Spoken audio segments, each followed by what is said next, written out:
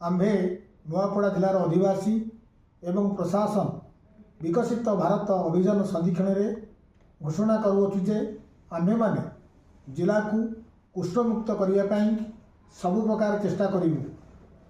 कुष्ठ रोगर लक्षण गुड़िक द्वारा रोगी को चिन्हट कर चिकित्सा करने बहुत सहज एवं आरोग्य साध्य।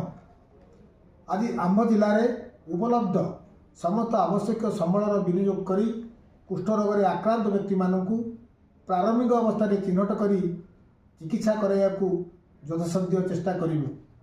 कौन कुष्ठ रोगाक्रांत व्यक्ति किंवा तांकर परिवार सहित कौन प्रकार भेदभाव को प्रश्रय देवु नहीं। आमे माने व्यक्तिगत एवं सामूहिक भाव कुष्ठाक्रांत व्यक्ति सहित होउतिबा बासंद किंबा भेदभाव को दूर करी सेमानंकु समाजर मुख्य स्रोत में सामिल करने सबु प्रकार चेष्टा जारी रखिबु।